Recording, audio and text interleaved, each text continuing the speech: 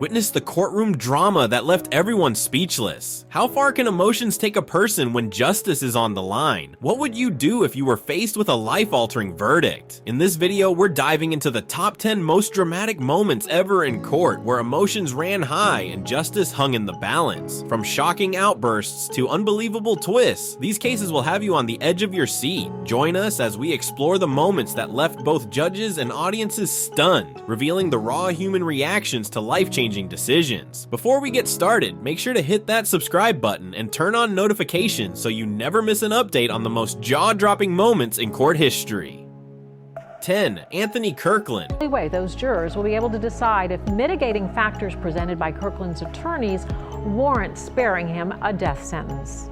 Anthony Kirkland, a convicted serial killer from Cincinnati, Ohio, confessed to being a monster and was already serving a 16-year prison sentence for the murder of his ex-girlfriend when he began his killing spree. Over 3 years, he killed 4 women, 2 of whom were teenagers. Kirkland was eventually caught with items belonging to one of his victims, which led to his arrest and conviction. Facing the death penalty in court, Kirkland fainted as the charges were read. He was found guilty on all counts and is currently on death row, awaiting execution at the Chillicothe Correctional Facility. 9. Erica Butts and Shanita Cunningham.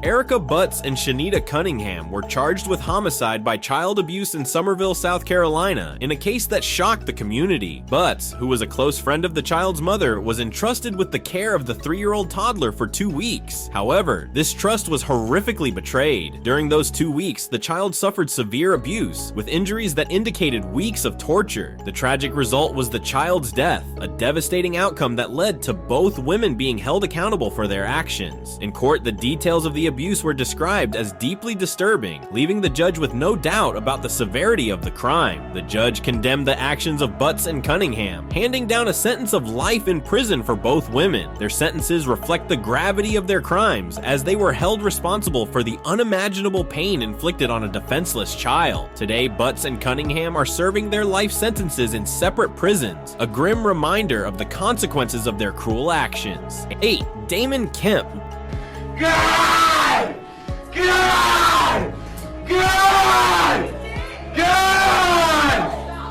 Damon Kemp was charged with the double murder of his roommates in Daytona Beach, Florida. Police were called to investigate a burglary at an apartment complex where Kemp allegedly confessed to the murders. During his bond hearing, Kemp appeared in court in a wheelchair and remained unresponsive to the judge's attempts to get his attention. The emotional toll on the victims' families was evident as they were forced to leave the courtroom during the proceedings. Kemp is currently in the Volusia County Jail awaiting trial. 7. Ignacio Rodriguez. Tell her the truth. Tell her everything was supposed to be. Tell her the whole truth. Don't lie to her. Tell her the whole truth. Tell her the Ignacio Rodriguez was the suspect in the death of his 4-month-old son in San Antonio, Texas. The baby suffered a fractured skull and severe brain bleeding, leading to Rodriguez's arrest and eventual charge of capital murder. In court, Rodriguez pleaded guilty to a lesser charge of intentional or knowing injury to a child causing serious bodily injury. He was sentenced to 50 years in prison. During the sentencing, the child's mother confronted Rodriguez, who insisted she tell their other child the whole truth about what had happened when she grew older. Rodriguez was quickly removed from the courtroom and is currently serving his sentence. 6. Jacob Morgan. It has, in fact, met their burden, so therefore I am going to find that there is probable cause to charge the individual with being found over. Jacob Morgan, a 17-year-old from Rock Hill, South Carolina, was convicted for setting a house fire that tragically claimed the life of his 14-month-old stepbrother. The prosecution argued that Morgan had deliberately started the fire, resulting in the child's death. Throughout the trial, Morgan insisted that he loved his brother and maintained his innocence, but the evidence led him to accept a plea deal. He pleaded guilty to involuntary manslaughter and unlawful neglect of a child. Despite his claims of innocence and love for his brother, the court sentenced Morgan to 15 years in prison for his actions. However, after serving only 7 years of his sentence, Morgan was released. The case was controversial, as many questioned whether justice was truly served and whether the punishment fit the crime. Morgan's early release added another layer of complexity to an already tragic and emotionally charged situation, leaving a lasting impact on those involved and the community at large. 5. Keandria Cook. Potential. Don't lose sight of that. One of the things that was difficult about this is, I'm not sure you'd understood this stuff. Kyandria Cook was involved in a carjacking in Volusia County, Florida, where her 17-year-old boyfriend shot the victim, leaving him seriously injured. The pair were later arrested after attempting another carjacking just 2 days later. In court, Cook was found guilty of all charges and sentenced to 20 years in state prison. The sentence led to an emotional outburst from Cook's mother, who had believed her daughter wouldn't face prison time due to a miscommunication with the public defender. Cook's sentence was later reduced to 11 years in prison. 4. Kimberly Kessler. And that was today, so I wanted to make sure you were aware of that. You wanted to stay here in court and serve your right.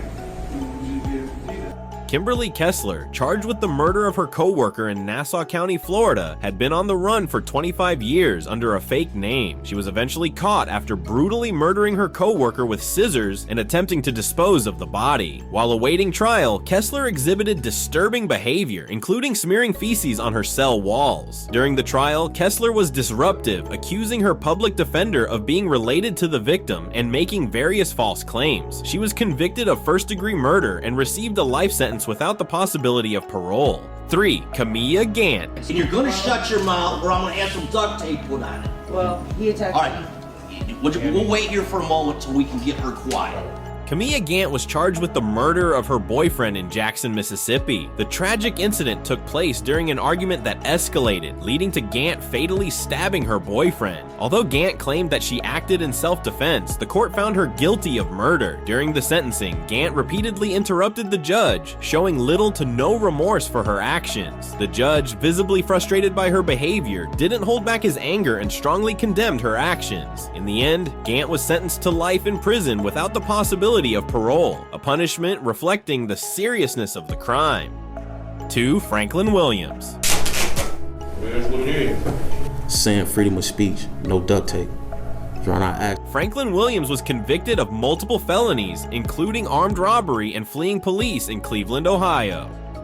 During his sentencing, Williams repeatedly interrupted the judge despite numerous warnings to remain silent. This resulted in the judge ordering Williams' mouth to be taped shut. Even after this drastic measure, Williams continued to make statements. The judge sentenced Williams to 24 years in prison, but the incident with the duct tape led to a resentencing. A new judge was appointed, who ultimately sentenced Williams to 33 years behind bars. 1. Christopher McNabb. Of doing something to a 15-day-old baby, because there was no evidence whatsoever that proved anything about me putting. Christopher McNabb was charged with the murder of his 2-week-old child in Covington, Georgia.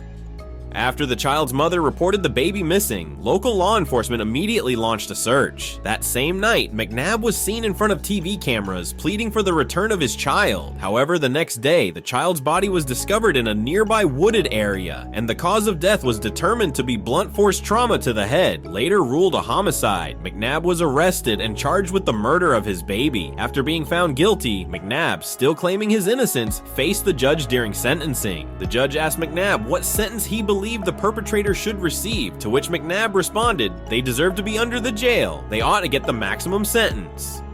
The judge then sentenced McNabb to life in prison without the possibility of parole. McNabb is currently serving his life sentence at Hayes State Prison in Treon, Georgia. Thanks for watching. If these dramatic courtroom moments left you stunned, don't forget to like, share, and subscribe for more jaw-dropping content. Let us know in the comments which case shocked you the most. See you next time.